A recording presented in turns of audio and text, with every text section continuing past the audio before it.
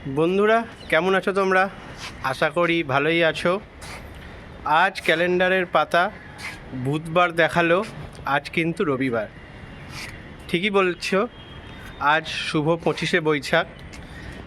তো রবীন্দ্রনাথ ঠাকুরের 163তম জন্মবার্ষিকীতে আমাদের তরফ থেকে বিনম্র শ্রদ্ধা ও অনেক অনেক প্রণাম।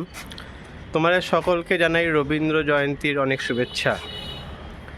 তো বন্ধুরা, আজকে এই ব্লগটা করার হঠাৎ করেই করা, মানে জাস্ট একটা কিউরিওসিটি যে আমাদের কাছে রবীন্দ্রনাথ কী। ধরো আমার কাছে রবীন্দ্রনাথ ঠাকুরের মানে কী, তোমাদের কাছে রবীন্দ্রনাথ ঠাকুরের কী মানে, এইটাই একটু জানার ইচ্ছা রইল। তো আমার কথা বলতে পারি, মানে রবীন্দ্রনাথ ঠাকুরের সৃষ্টি যদি একটা হিমালয়ের শিখর হয়, আমি হয়তো তার সমতলেই ঘুরে বেড়াচ্ছি। তো যাই হোক, সেইটুকুনি থেকেই বলবো, রবীন্দ্রনাথ ঠাকুর বলতে প্রথমেই যেটা আমার মাথায় আসে, সেই ছোটোবেলায় সেই নার্সারিতে পড়া সহজ পাঠ, কুমোর পাড়ার গরুর গাড়ি, বোঝাই করা কলসি হাঁড়ি। তো কুমোর পাড়া তো এখন আছে, কিন্তু এই কংক্রিটের জঙ্গলে গরুর গাড়ি পাওয়া একটু বিরল। তো যাই হোক, তবুও এই 100 বছরের বেশি অতিক্রান্ত হলেও রবীন্দ্রনাথ ঠাকুর কিন্তু আজকের দিনেও একই রকমভাবে প্রাসঙ্গিক। কেন বলছি এটা, তোমাদের কিছু উদাহরণ দিতে পারি ওনার কিছু শব্দচয়ন থেকে। ধরো ওনারই গানের লাইন, যদি তোর ডাক শুনে কেউ না আসে তবে একলা চলো রে। তো এটা আজকের দিনেও একই রকম প্রাসঙ্গিক। আজকে যদি কেউ তোমার সাথে যেতে না চায়, তো তোমাকে সেটা একলাই করতে হবে। সেটা আজকে দিনের শেষে আমরা ওই কথায় আছে, একাই এসেছি একাই যেতে হবে।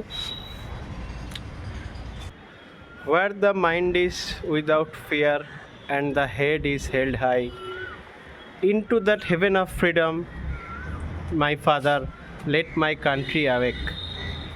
এই তো আজকের দিনে কে না চায় এরম একটা সমাজ, যেখানে আমরা সবাই স্বাধীনভাবে মাথা উঁচু করে বাঁচতে পারবো, যেখানে কোনো ব্যারিয়ার্স থাকবে না, কোনো ভেদাভেদ থাকবে না। আজকে ধরো আমাদের অর্থনৈতিক ভেদাভেদ বলো বা আমাদের কমিউনিটির যে ডিফারেন্স, সেরম থাকবে না। এরম একটা সমাজ কে না চায়?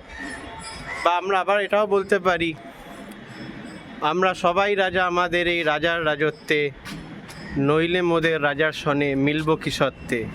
আজকে আমরা বলতে পারি না, এরম একটা জায়গা যেখানে আমরা সবাই ইকুয়াল। এরম সমাজ তো সবাই আমরা স্বপ্ন দেখি। তো যাই হোক, আমাদের স্বপ্ন আশা করি কোনো দিন বাস্তব হবে। এই স্বপ্ন তো রবীন্দ্রনাথ ঠাকুর বহুদিন আগে দেখেছেন, আমরা আজও দেখি। সেই জন্যই বললাম, মানে উনি আজকের দিনেও ভীষণ রকম প্রাসঙ্গিক।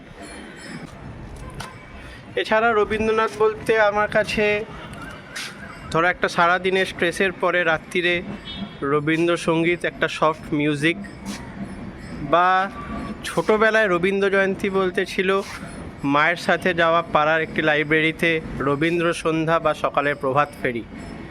এছাড়া এখন রবীন্দ্রনাথ বলতে আছে, সকালে কিছু টিভি চ্যানেলে একটা গুড মর্নিং শো হয়, সেখানে কিছু রবীন্দ্রসঙ্গীতের পরিবেশনা করা হয়। তো আছে রবীন্দ্রনাথ, এরমভাবেই আমাদের জীবনে মিশে আছে, আগামী দিনেও থাকবে। তো এই তো আমার কথা বললাম।